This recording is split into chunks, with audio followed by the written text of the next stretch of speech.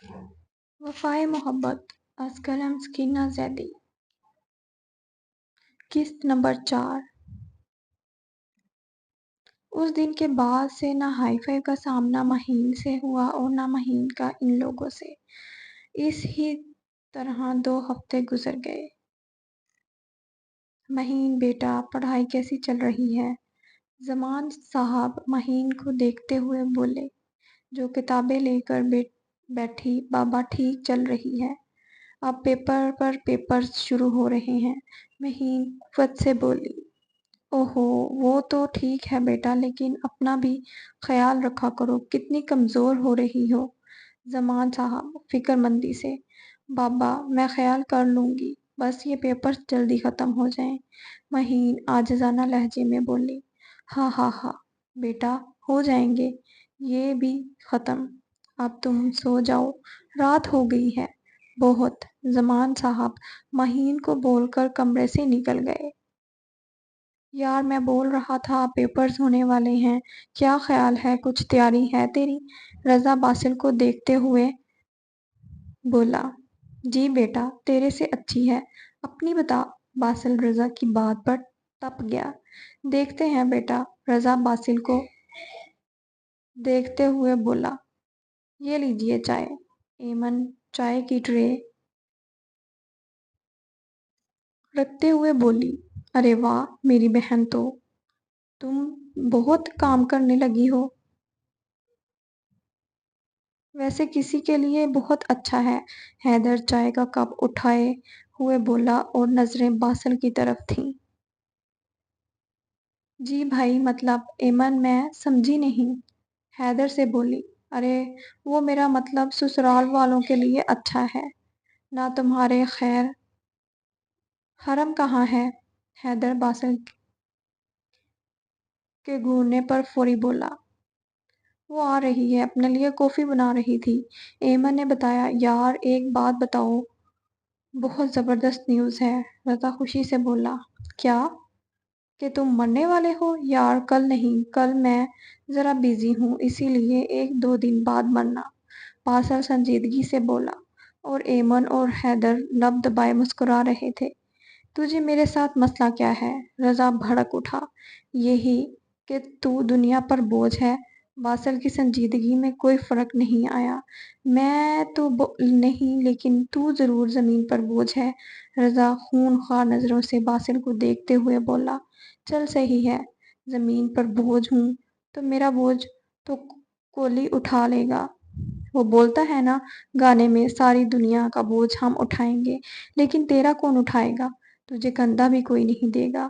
باسل اسی انداز میں بولا اور اس انداز پر حیدر اور ایمن کا ہنس ہنس کر برا حال ہو گیا تھا اور حرم گیٹ پر کھڑی ان لوگوں کی بک بک سن رہی تھی اور ہنس رہی تھی۔ مجھے کوئی کندھا دے یا نہ دے لیکن تو میرے ہاتھوں آج نہیں بچے گا اور میں دیکھتا ہوں تجھے کندھا کون دیتا ہے۔ رضا طیش کے عالم میں باسل کی طرف بڑھا۔ ارے تو پاگل ہو گیا ہے، کل ہی حیدرآباد چھوڑ کر آؤں گا، چھوڑ مجھے کمینے۔ باسل رضا کو اپنے اوپر سے ہٹاتے ہوئے بولا۔ حیدر اس جنگلی کو بول پیچھے ہٹ، بس ختم کرو، کتے لگ رہے ہو تم دونوں، ہٹو پیچھے۔ حیدر ان دونوں کو الگ کرتے ہوئے بولا۔ جنگلی کتا نہ ہو تو؟ باسل اپنی شرٹ ٹھیک کرتے ہوئے بولا۔ حرم اپنے بھائی کو حیدرآباد لے جاؤ، اس کو ضرورت ہے، اس کے سسرال والے انتظار کر رہے ہوں گے۔ رضا حرم کو دیکھتے ہوئے آرام دہ لہجے میں بولا۔ ضرورت میرے بھائی کو نہیں تمہیں ہے سائیکو پیس۔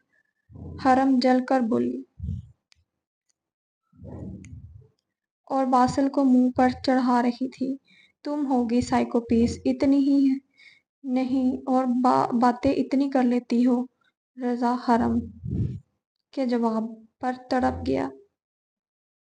باسل حیدر ایمن تینوں کے قہقہے کمرے میں گونج رہے تھے۔ رضا کو تنگ کر کے ان لوگوں کو مزہ آتا تھا اور وہ ہر چھوٹی چھوٹی بات پر تپ جاتا۔ اچھا بس میرے گھر کو مچھلی بازار بنایا ہے، چلو نکلو، اب رات کے 2 بج رہے ہیں، اپنے اپنے گھر کا رستہ ناپو۔ حیدر کھڑا ہوتا ہوا بولا، یہ نہیں کہ کچھ کھا ہی لیتے، بس چائے پر ٹرکا دیا۔ رضا غم سے بولا، بیٹا راستے میں اپنی محبت لے لینا۔ حیدر رضا کی باتوں سے محظوظ ہوتے ہوئے بولا، چل بائے، کل یونی میں ملتے ہیں۔ باسل گلے لگ کر بولا، تجھے میں نے کوئی کام کہا تھا؟ حیدر نے باسل کے کان میں آہستہ آواز سے بولا، میں ہاں کل شام میں بتاتا ہوں، فکر نہ کر، جب ہم ہیں تو کیا غم ہے۔ باسل فلمی انداز میں بولا، چل نکل، زیادہ ہیرو نہ بن میرے سامنے۔ حیدر نے محظوظ ہوتے ہوئے بولا، ہیلو، سلام کرنل۔ وعلیکم السلام میجر، میں نے رپورٹ دیکھی ہے، امید ہے جلدی سراغ مل جائے گا جس چیز کو ڈھونڈ رہے ہیں۔ جی کرنل، انشاءاللہ۔ سجل سے کال پر بات کرتے ہوئے بولی، یار بتایا تو تھا 1 مہینے کے لیے میں ملتان جا رہی ہوں ماموں کے، اس لیے۔ سجل نے مہین کے سر پر بم پھوڑا، کیا یار تم جا رہی ہو، وہ بھی 1 مہینے کے لیے؟ میں اب کیا کروں گی یار، مہین افسردہ انداز میں بولی، یار کزن کی شادی ہے، اسی وجہ سے۔ چلو یار، اپنا خیال رکھنا۔ Okay bye. سجل نے فوراً فون بند کر دیا۔ اب یار، اب اکیلے یونی جانا پڑے گا، میری وہاں کسی سے دوستی بھی نہیں۔ مہین سوچتے ہوئے اٹھی اور تیار ہونے چلی گئی۔ بدتمیز جاہل انسان، ہا ہا ہا۔ فیصل مہین کی باتیں سوچ سوچ کر مسکرا رہا تھا۔ ٹک ٹک ٹک، آ جاؤ۔ فیضو صاحب، آپ نے جو کام بولا تھا لڑکی کی معلومات کا، وہ سب اس فائل میں ہے۔ اکرم نے فائل فیضو کے سامنے اور ادھر فائل فوری لے لی گئی۔ ٹھیک ہے، تم جاؤ۔ فیضو فائل کو دیکھتے ہوئے بولا، مہین زمان، تو تمہارا نام مہین ہے؟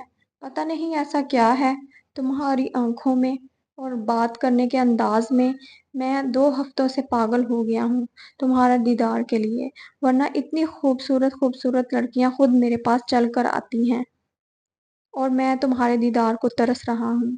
ایسا کیا ہے آخر تمہاری آنکھوں اور آواز میں کہ مجھے قیدی بنا دیا؟ ہیلو، گاڑی تیار کرو، میں آ رہا ہوں۔ فیضو ہوں، فیضو نے حکم دے کر اپنی چیزیں اٹھائیں اور گاڑی میں بیٹھ گیا۔ صاحب کہاں جانا ہے؟ اکرم نے فیضو سے پوچھا۔ پہلے وہ جو مسئلہ تھا اڈے پر، آج ان لوگوں کا کام تمام کرتا ہوں، پھر 3 بجے تک اس کی یونی جاؤں گا۔ فیضو اکرم سے بولا۔ اکرم فیضو کا وفادار اور چہیتا لڑکا تھا۔ جی صاحب، جو حکم۔ مہین کینٹین سے جوس لے کر نکلی ہی تھی کہ پتھر سے پیر ٹکرایا اور ہاتھ سے جوس سامنے فون پر بات کرتے شخص پر گرا۔ مہین منہ کھولے اور نظریں اٹھا کر سامنے شخص کو دیکھ رہی تھی، اور سامنے والا شخص حیرت اور غصے سے لال ہو رہا تھا۔